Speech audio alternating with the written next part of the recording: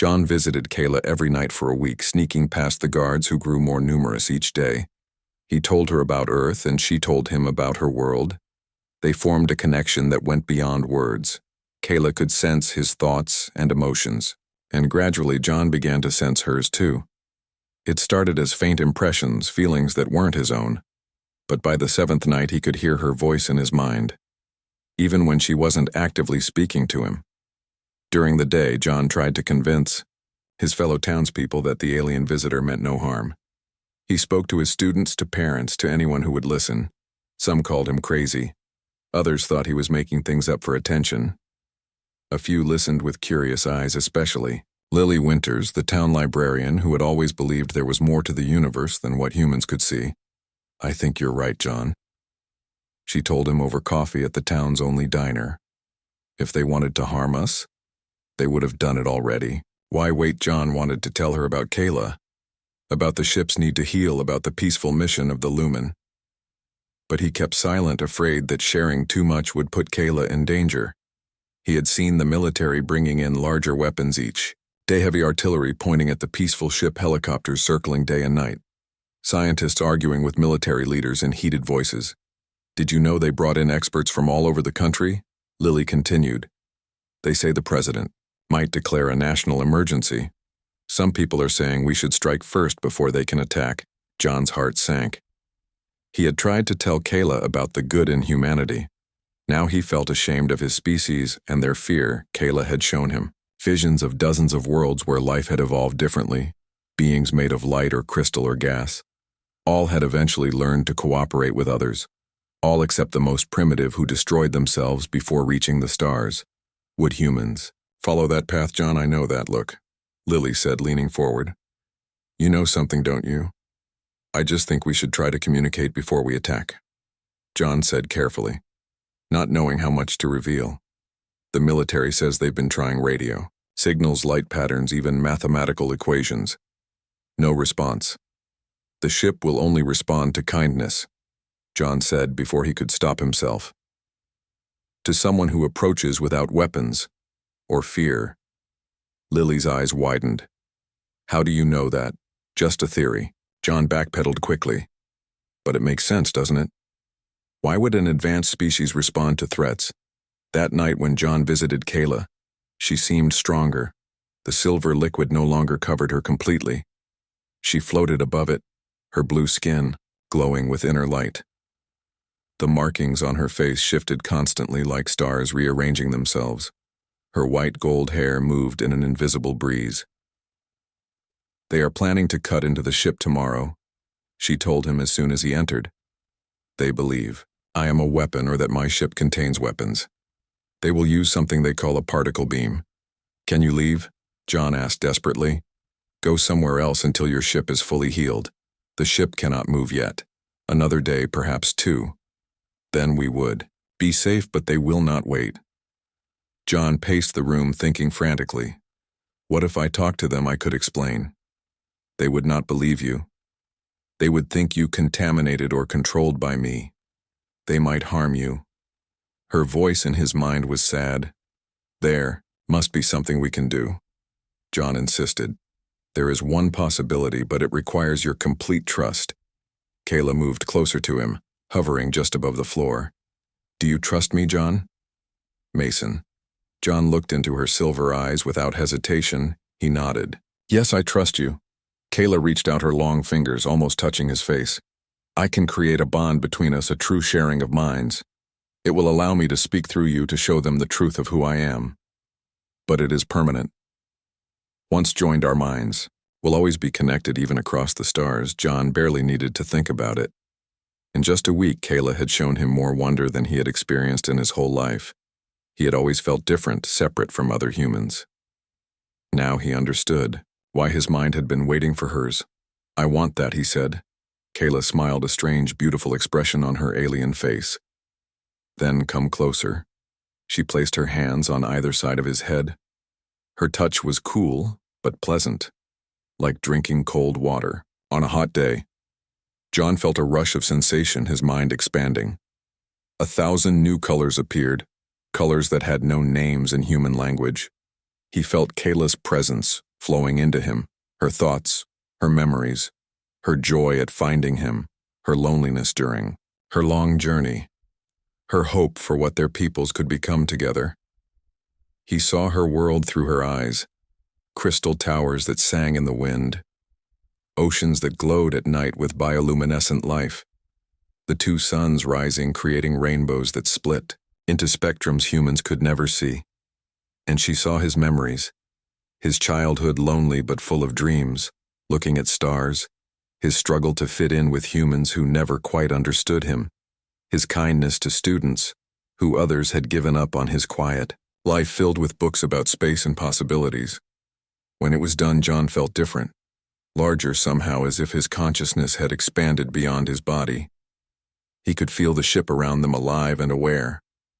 He could sense the soldiers outside, their fear and determination. He could feel Kayla not as a separate being but as part of himself. "We are bonded now," she said both aloud and in his mind. Her lips moved, forming human words with careful precision. "Now we must speak to your leaders before it is too late." Together they walked to the entrance of the ship. The door opened, revealing the military camp beyond spotlights immediately focused on them. Soldiers raised weapons. Voices shouted commands. John stepped forward, Kayla beside him, glowing. With soft blue light, he raised his hand, showing he was unarmed. "We come in peace," he called out. "We wish to speak to your leaders." There was confusion shouting. A man in a uniform approached cautiously, flanked by soldiers with raised guns John recognized. Him from news reports, Colonel William Peters, the man in charge of the operation. "Step away from the alien vessel, sir." "This is a restricted area," John tried to explain, feeling Kayla's thoughts guiding his words. "She is peaceful. She needed help. Her ship was damaged. She's here to offer friendship, not harm." The colonel laughed, a harsh sound in the tense night. "These things are dangerous. We've been monitoring energy buildups. They're preparing weapons." "No," John insisted. "Those are healing energies. Her name is Kayla. She's a queen. Before John could finish, the ship began to glow brighter. The soldiers grew more tense, their fingers on triggers. Colonel Peters barked orders for John to get down, for the alien to surrender. But Kayla stood tall and proud. "You misunderstand our purpose." She spoke, her voice melodic and strange in the night air. "I come as an emissary of peace. My people, the Lumen, have watched your world for centuries. We waited for you to develop enough to understand us. This man," her hand rested on John's shoulder, "has shown that at least some of you are ready." Peters looked skeptical, his gun still raised. "Who are you really? What do you want?" "I want what all sentient beings want. Connection, understanding, growth. My ship was damaged. Passing through your solar system, I needed to heal. Now I offer you knowledge exchange, not conquest." John could feel her sincerity flowing through their bond. He stepped forward. "Colonel, please listen to her. If she wanted to harm us, she could have done it already. Her technology is far beyond ours." Several more officials had arrived, including someone John recognized as the Secretary of Defense, a stern-faced woman named Patricia Grant. She studied Kayla with narrowed eyes. "If you come in peace, why hide? Why not announce yourself? Fear is the natural response to the unknown." Kayla replied, "We needed to assess whether your people were ready. Some species attack before understanding. Such encounters end poorly," for all John sensed her accessing, his knowledge of human customs and language making her words more relatable. "We offer friendship," she continued. "A place in the galactic community. Knowledge and technology that will help your world solve its most pressing problems. Climate change, disease, energy needs, all can be addressed with what we freely share." Secretary Grant looked thoughtful. "Colonel, lower your weapon." She stepped closer, though her bodyguards looked nervous. "Prove your peaceful intentions." Kayla nodded. She raised her hand, and the ship glowed brighter. A beam of light shot upward into the night sky. Where it hit the clouds, images formed. Planets, stars, galaxies, scenes of other worlds where the Lumen had made contact. Species unlike anything humans had imagined, all living in harmony, sharing knowledge and resources. "And what do you want in return?" Grant asked, still suspicious. "Stories." Kayla replied, "Art, music, poetry. The human capacity for creativity is unique among the worlds we have found. Your emotions, your dreams, these are treasures to us. We trade technology for culture, knowledge for beauty.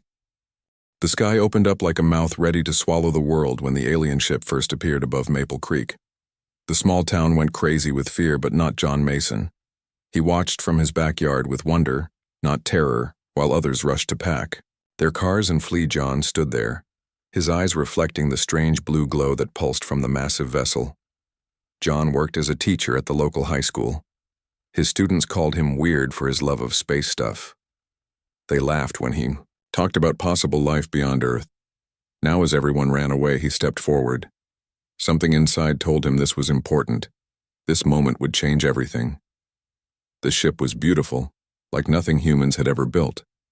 It stretched nearly half a mile across the sky. Its surface looked like liquid metal, constantly shifting and flowing. It glowed with blue light and made no sound as it hovered over the fields outside town. The silence was more frightening to people than any noise could have been. 3 days passed and the military built walls around it. Green tents popped up like mushrooms after rain. Soldiers with serious faces and big guns patrolled the perimeter. No one could get close except the scientists in white suits. John watched from the edge of town using his old telescope. He could see them taking samples of the soil and air, but no one approached the ship itself. It just waited, silent and patient. John taught his classes, but his mind was always on the ship. The number of students dropped each day as families left town. Those who stayed asked questions he couldn't answer. What do they want? Why are they here? Are they going to kill us? John wished he knew. He told them what he believed, that anything advanced enough to travel between stars wouldn't need to harm us. They could have done that already if they wanted to. On the 4th night, John couldn't sleep. He felt pulled toward the ship like it was calling to him. He tried to ignore it, tossing and turning in his bed, but the feeling only grew stronger.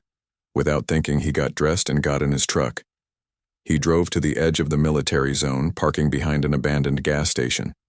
He knew what he was doing was crazy and probably illegal, but he couldn't stop himself. The guards were changing shifts and he slipped through unnoticed. He kept low, moving between shadows.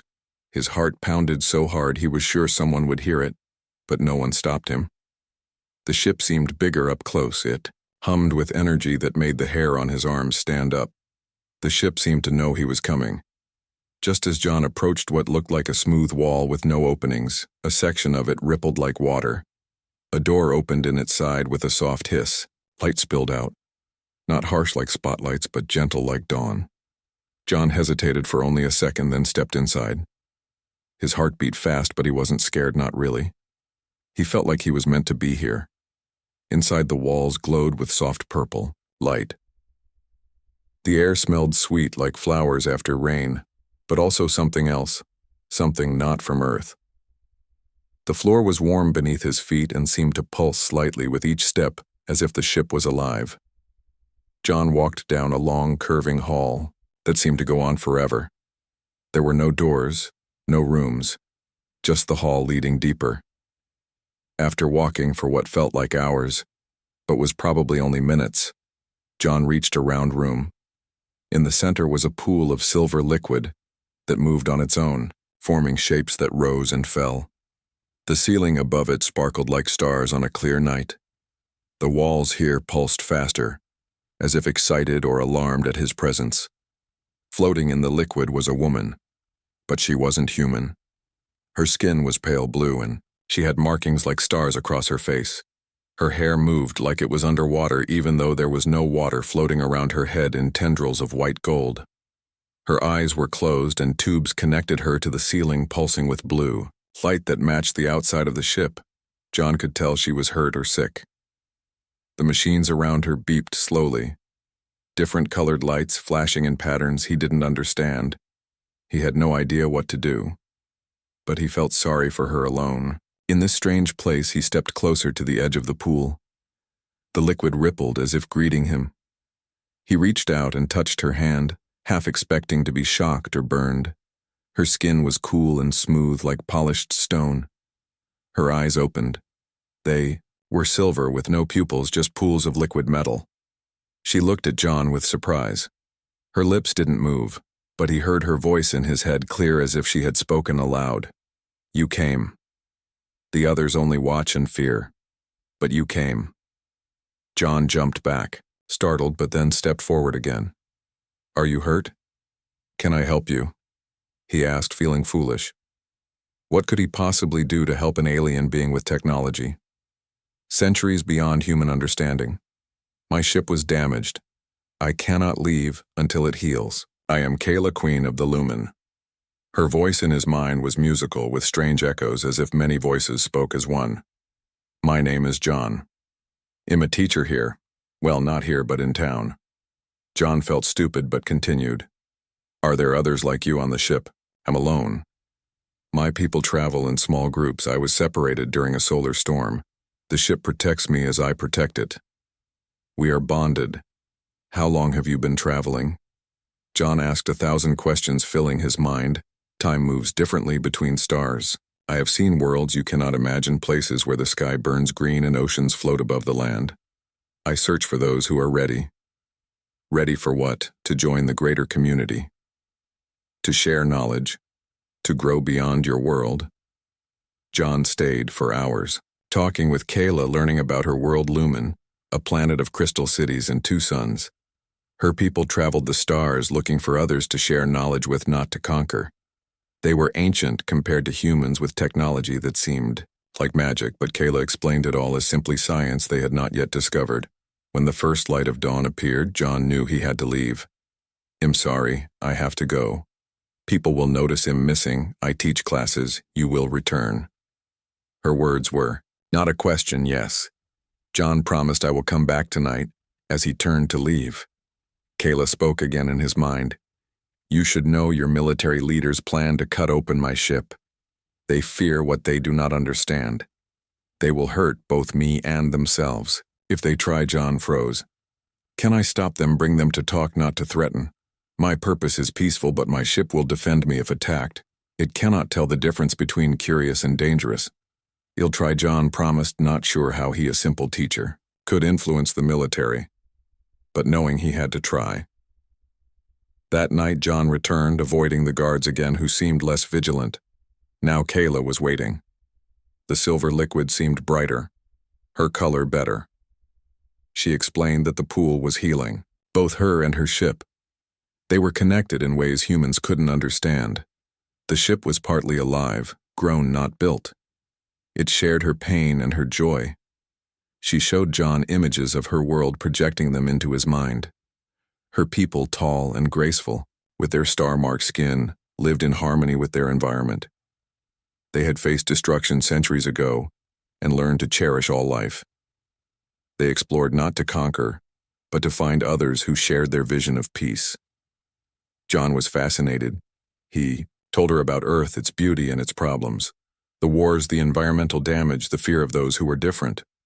Kayla listened without judgment, learning his language quickly and completely from his mind.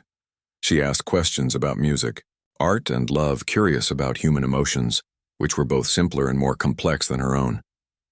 The negotiations lasted through the night. John stood beside Kayla, feeling the connection between them growing stronger with each passing hour. He could sense her exhaustion, the strain of maintaining human speech instead of the more natural telepathic communication of her people. But she persisted, showing infinite patience with the endless questions from military leaders, scientists, and government officials. By dawn, agreements had been reached. Kayla would be allowed to complete her healing, and her ship would be given space to repair itself. In return, she would share specific technological knowledge focused on clean energy and medical advancements. Nothing that could be weaponized. Secretary Grant insisted, and Kayla agreed, readily explaining that the Lumen never shared technology that could harm. John watched the sunrise with new eyes, feeling the subtle differences in how Kayla perceived color and light. Through their bond, he experienced the world differently, richer somehow, with layers of sensation humans had never evolved to detect. What happens now? He asked, both aloud and through their mental connection. I must complete the healing cycle, Kayla responded. My ship needs another day at most, then we must decide what? Our future. She turned to him, her silver eyes reflecting the morning light. You have become important to me. John Mason, the bond we share is rare even among my people. You understood me without fear. You helped without expectation of reward. Among the Lumen, such connections are honored and preserved. John felt a wave of emotion from her affection, respect and something deeper, something that transcended human concepts of love or friendship. I don't want to leave you, he admitted. Then don't. Her thought was simple, but carried complex implications. You could come with me. See the wonders I have described. Experience the harmony of the galactic community. Leave Earth. John had never traveled further than the neighboring state. The thought of leaving his planet was both terrifying and exhilarating. Not forever. Kayla assured him, feeling his conflict. We would return. I must introduce your world properly to mine. Prepare both sides for greater contact. You would be the perfect ambassador. Someone who understands both human and Lumen perspectives. The idea appealed to John. Who was he here? Just a teacher in a small town. Someone people laughed at for his space obsession. Someone who lived alone with his books and telescope. With Kayla, he could be more. Much more. Secretary Grant approached them, interrupting John's thoughts. The president wants to meet with you both, she said. In Washington. Arrangements are being made. Kayla nodded graciously. I would be honored. But first, I must complete my healing. Another 24 hours in the restoration pool. Then I can travel safely. Grant looked skeptical but agreed. Military vehicles would transport them to the capital under heavy guard. The news would be managed carefully to prevent panic. A story about scientific collaboration would be released, nothing about aliens or queens. As the officials left to make arrangements, John and Kayla returned to the ship. The silver pool seemed to welcome her. She slipped into it with a sigh of relief, the liquid enveloping her. Partially I must rest, she told John. But stay, I draw comfort from your presence.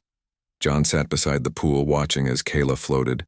Her eyes closed, but through their bond he could feel her consciousness still active, organizing healing energies, directing the ship's repair systems.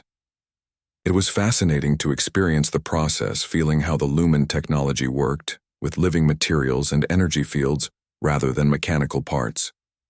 While Kayla rested, John explored the ship with new understanding. Through their bond he could sense which areas were important, which systems were still damaged. The ship itself had a kind of awareness, not intelligence exactly, but something like the nervous system of a vast living organism. It recognized John, now not as an intruder but as an extension of Kayla herself. In what seemed to be a control room, he found displays showing Earth from orbit, images of cities, forests, oceans. He realized the ship must have smaller probes or satellites monitoring the planet. The displays showed strange readings, energy patterns, weather systems, resource distributions. He couldn't fully understand the information, but he sensed its purpose. Through their connection, he knew Kayla was genuinely concerned about Earth, about humans. Pollution, climate change, resource depletion. The Lumen had faced similar challenges millennia ago and overcame them. They could help humanity do the same. When Kayla awoke hours later, refreshed and stronger, she found John studying the displays. She smiled, approving of his curiosity. Your world is beautiful but wounded, she said, joining him. The damage can be reversed, but time grows short. Can your people really help ours? John asked. If yours will accept help. Yes. The technology is simple. The challenge is cultural. Your species struggles with cooperation across artificial boundaries, nations, religions, ideologies. Such divisions must be set aside to heal a world. John felt doubt creeping in. Humans had never been good at setting aside differences. For every problem solved, two more seemed to emerge from conflict and greed. You doubt, she observed, reading his thoughts. But consider how far you have come in so little time. A mere 10,000 years from stone tools to space travel. Your adaptability is remarkable. When properly motivated, humans achieve wonders. Her confidence in humanity warmed him, but still John worried. How will they accept you? Really accept you? Some will see you as a threat. Others will want to control your technology for power or profit through our bond. Kayla said, I have learned much about human nature. The capacity for fear, but also for growth. I believe enough of your people will understand. And those who do not at first may change when they see the benefits we offer as they prepared to leave for Washington. John felt growing anxiety. Kayla sensed it and touched his hand gently. What troubles you? Everything is happening so fast. John said, Last week, I was just a teacher. Now I'm bonded to an alien. Queen about to meet the president to discuss intergalactic relations. It's overwhelming. Kayla laughed, a sound like wind chimes.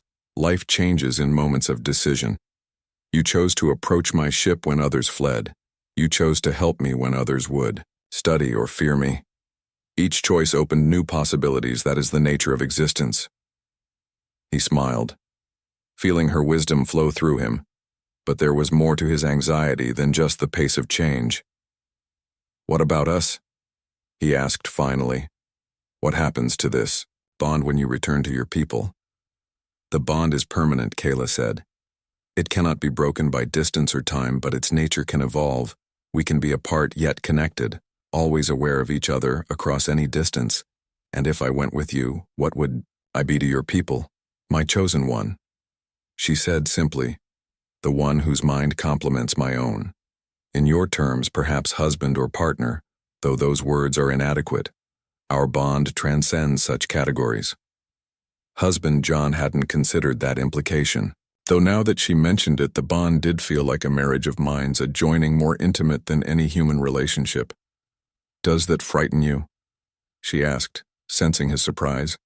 No, John said, realizing it was true. It feels right somehow, like something I've been waiting for without knowing it. Kayla smiled. The Lumen believe some souls are drawn together across the stars. It is rare, but when it happens, it is celebrated as a gift from the universe itself. The journey to Washington was strange. Military helicopters transported them from the landing site. Colonel Peters insisted on accompanying them personally. His attitude toward Kayla remained suspicious but had softened somewhat, especially after she healed a soldier injured during the night's activities with a simple touch. The White House was surrounded by security. John had never seen so many guard soldiers and Secret Service agents. The building itself seemed smaller than it appeared on television. Just a house, really, though, an impressive one. The Oval Office was crowded with officials, advisors, and security personnel. The president, an older woman with steel gray hair and sharp eyes, stood as they entered. She showed no fear as Kayla approached, only intense curiosity. Welcome. To Earth, though, I suppose that sounds absurd to someone who has been observing us for some time, the president said, extending her hand. Kayla took it carefully, having learned the human greeting from John's memories. I am honored, President Morgan. This meeting is historic for both our peoples. Indeed, the president gestured for them to sit. You have caused quite a stir among my advisors. Some want to parade you before the public. Others want to keep your existence secret indefinitely. I'm inclined toward cautious openness, but I'd like to hear your thoughts. Secrecy rarely serves truth. Kayla said, My presence cannot remain hidden forever, nor should it. Humanity must begin to see itself as part of a larger community. But the introduction should be gradual to prevent fear or economic disruption. Smart. The president nodded. What exactly do you propose? Kayla outlined her plan. Scientific and cultural exchange at first, limited to specific fields, energy medicine, environmental restoration. A gradual introduction of her existence to the public, starting with scientific communities, then expanding. After a year, perhaps more direct interaction with ordinary citizens. Once humans grew accustomed to the idea of the Lumen, larger-scale cooperation could begin. Throughout the meeting, John sat quietly absorbing the historical moment through both his human perspective and the expanded awareness he now shared with Kayla. He felt her careful diplomacy, her genuine desire to help humanity while also fulfilling her mission of finding new civilizations worthy of joining the galactic community. The president turned to John, suddenly curious about his role. You were a teacher, Mr. Mason. Now you're apparently the first human to communicate with an alien species. Quite a career change. John smiled. I just followed my instincts. I always believed there was more out there. Life among the stars. I never expected to be proven right like this. And this connection between you and Queen Kayla.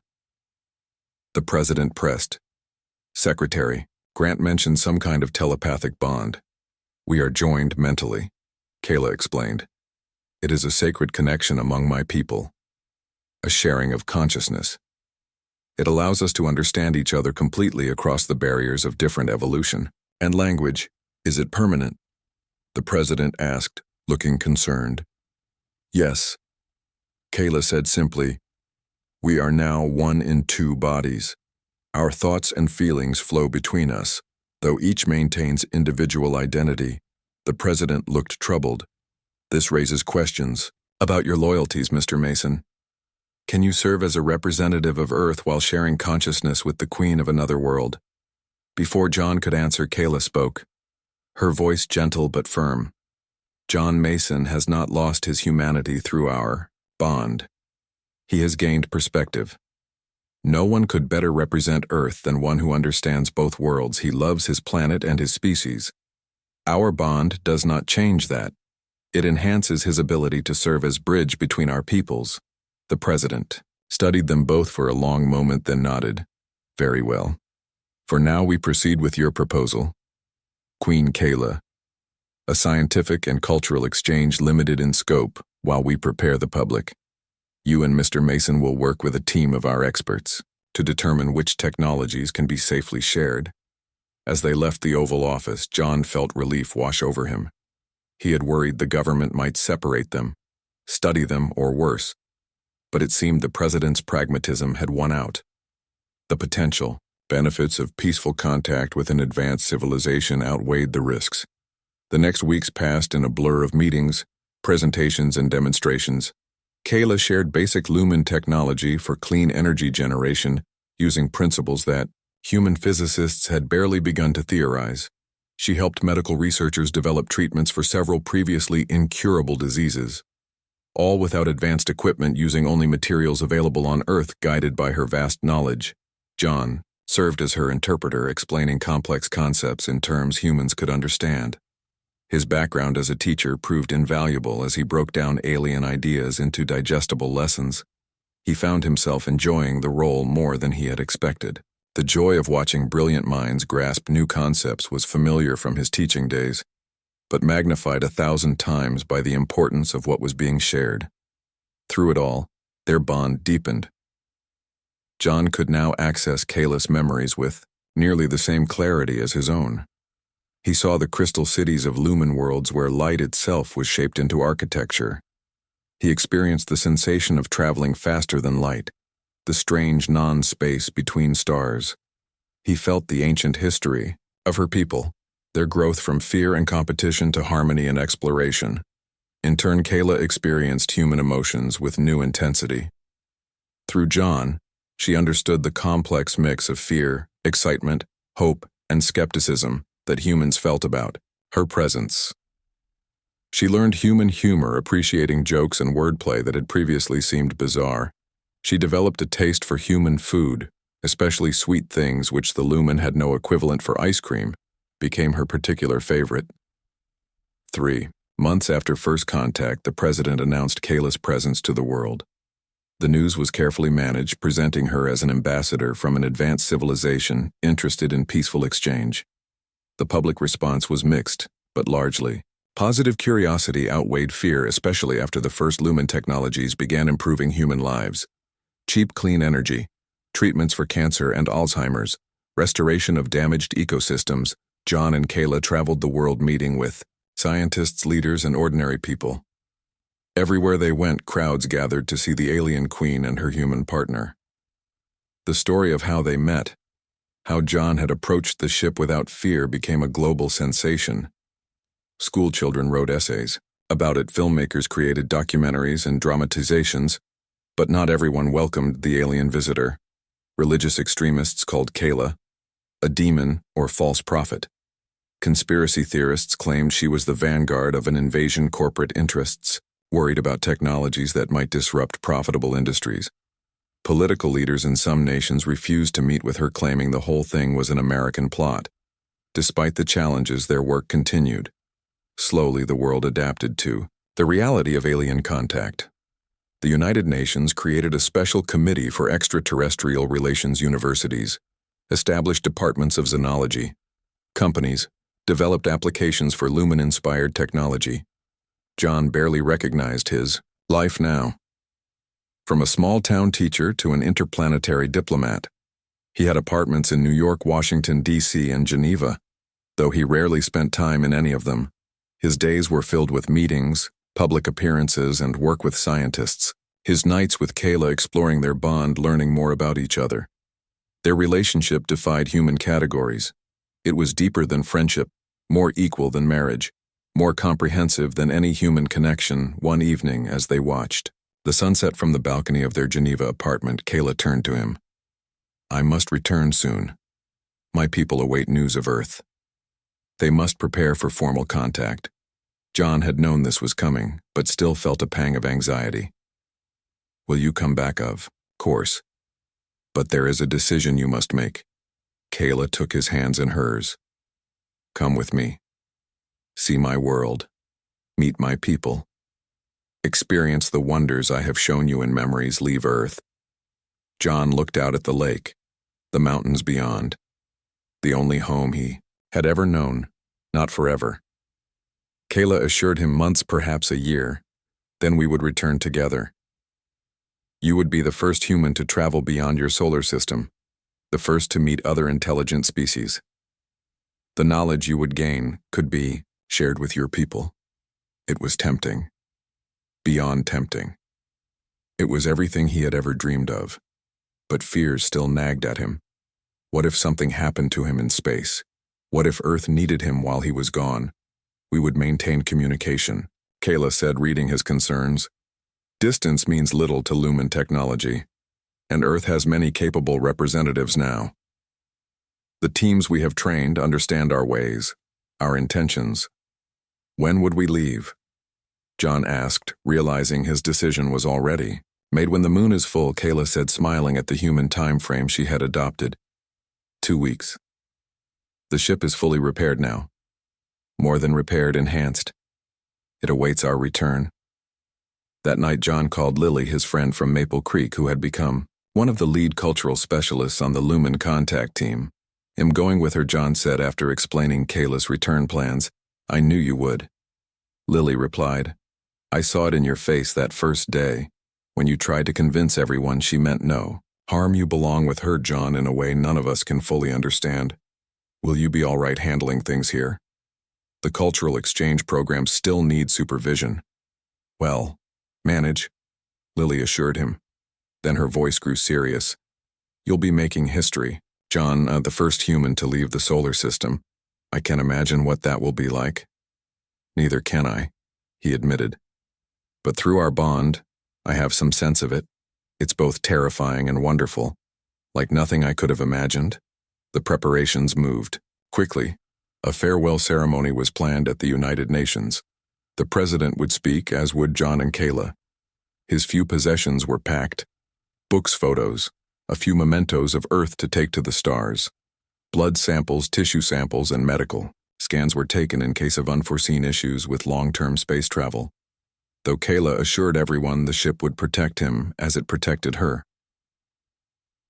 The night before their departure, John stood alone on the roof of their New York hotel, looking at the city lights stretching to the horizon. Millions of lives, each person with their own dreams, fears, hopes. Kayla joined him, sensing his reflective mood. "Having doubts?" she asked. "Not doubts exactly," John said. "Just trying to take it all in. How much has changed? How much will change?" He gestured at the city 7 months ago. Most of these people didn't believe aliens existed. Now they're adjusting to new technologies, new ideas, a whole new understanding of their place in the universe. Change is difficult, but humans adapt quickly, Kayla observed. In a generation, children will grow up knowing they are part of a larger community. They will look to the stars and see not emptiness but possibility. John smiled. "That was always my dream when I taught astronomy." to help kids see the wonder out there. Not just planets and stars, but the possibility of other lives, other ways of being. You will teach again, Kayla promised. Both your people and mine have much to learn from each other. You are the perfect bridge. John Mason, the teacher who became a student of the stars. As they stood together looking out at the human city, a sense of rightness settled over John. Tomorrow they would leave for the stars. He would see wonders no human had ever witnessed, meet beings evolved on distant worlds, learn sciences beyond human understanding, and through it all, Kayla would be with him. Their minds joined, their futures entwined. The day of departure arrived with clear skies and gentle winds. The ship waited in a special facility built just for this purpose, outside Washington, D.C. Crowds gathered behind barriers, scientists, officials, and ordinary citizens, all wanting to witness the historic moment. John wore a simple black suit, while Kayla wore traditional Lumen ceremonial attire, a flowing garment that seemed to shimmer with its own light. The star patterns on her skin echoed in the fabric. The president spoke of new beginnings, of humanity's first steps into a larger universe. Other officials made speeches about cooperation and exchange, but John barely heard them.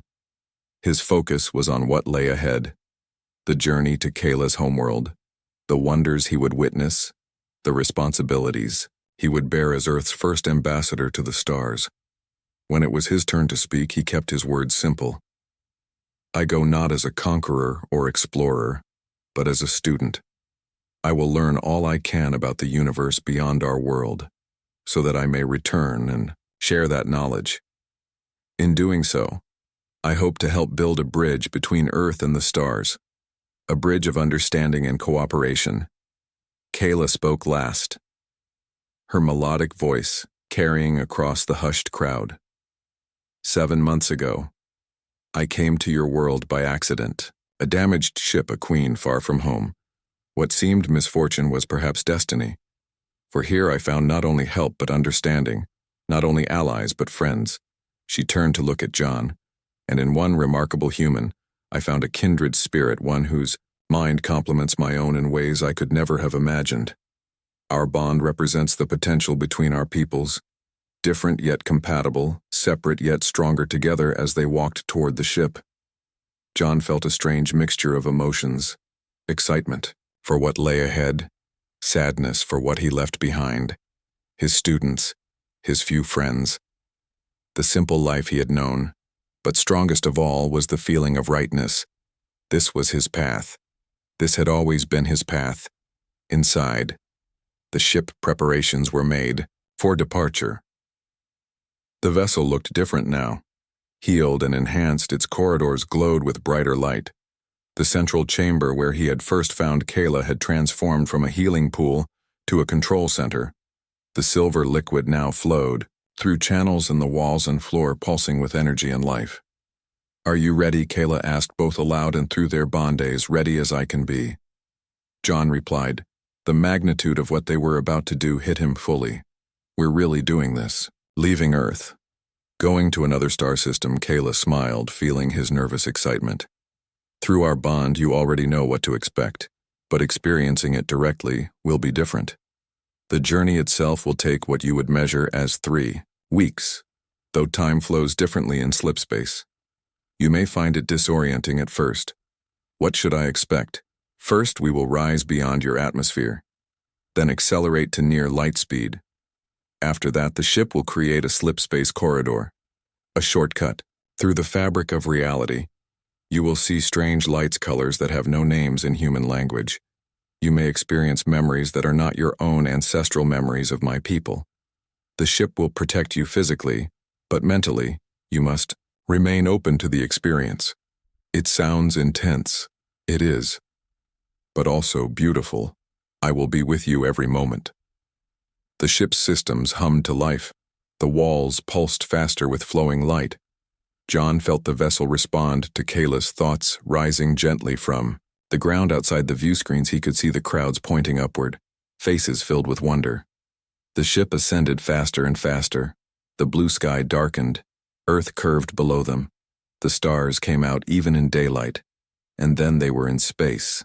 the planet a blue marble against the blackness. This was no simulation, no image on a screen.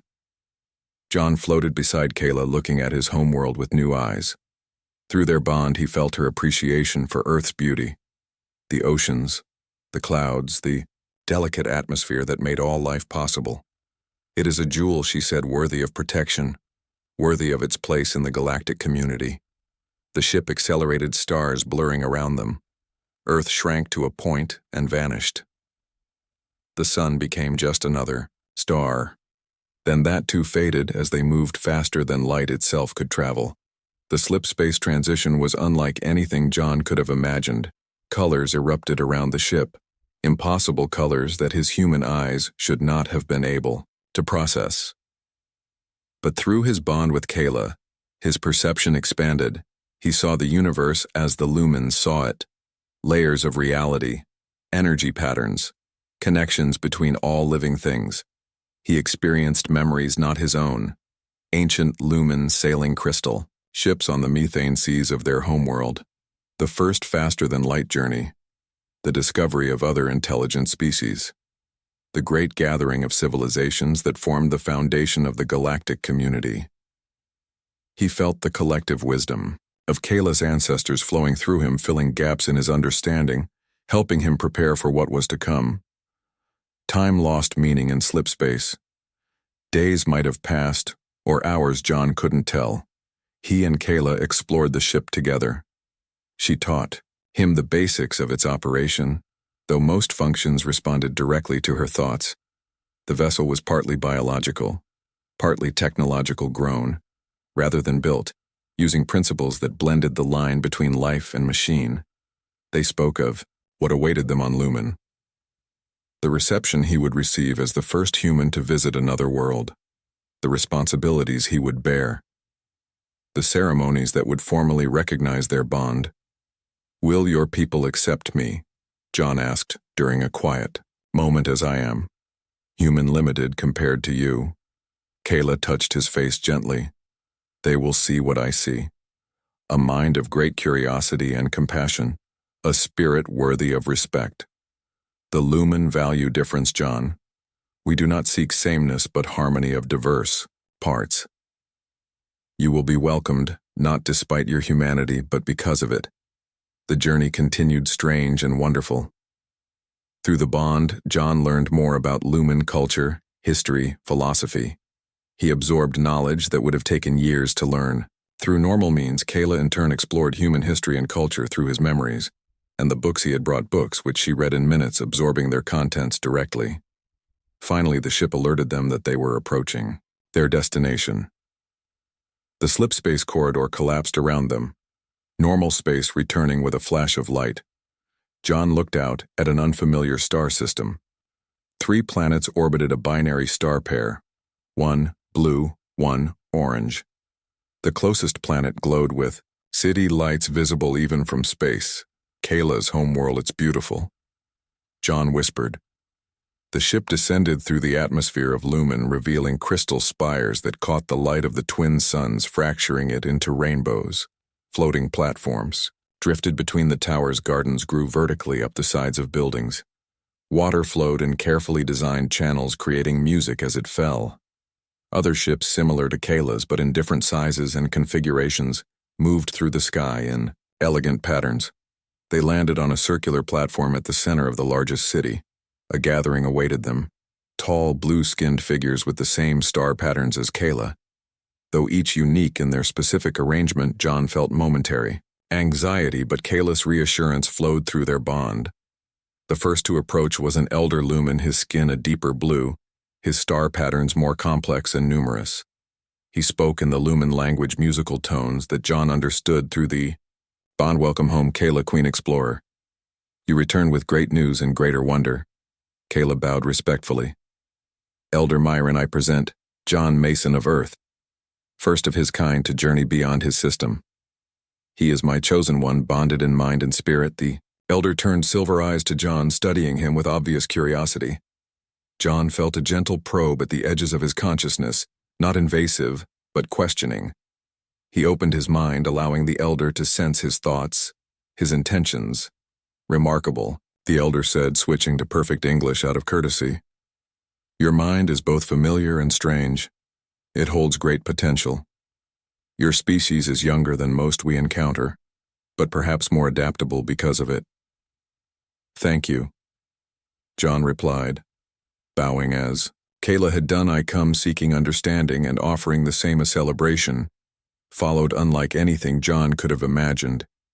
Music created by thought alone filled the air. Colors danced in patterns that responded to the emotions of the gathered. Lumen food appeared that tasted of concepts rather than substances. Joy, wonder, curiosity, each with its own flavor. John was introduced to countless lumen, each greeting him with respect and interest. The formal ceremony, recognizing John's and Kayla's bond, took place at sunset. The twin suns created a spectacular display of light as they sank toward the horizon. The elder spoke of cosmic harmony of minds, finding each other across the vast distances of space. John's hands were marked with temporary star patterns that glowed in response to his emotions. A ring of lumen elders surrounded them, creating a telepathic field that allowed everyone present to experience a taste of the bond John and Kayla shared. It was overwhelming, joyful, profound. When it ended, John had been formally accepted as Kayla's chosen one, a position of honor and responsibility among the lumen. He was now part of their society, their history. In the days that followed, John learned more about lumen civilization. He visited the great libraries where knowledge was stored not in books but in crystal matrices that could be read directly by the mind. He met representatives of other species that were part of the galactic community, beings of living crystal energy forms that existed without physical bodies, plant-based intelligences that thought in centuries rather than moments, each unique, each with their own perspective on the universe.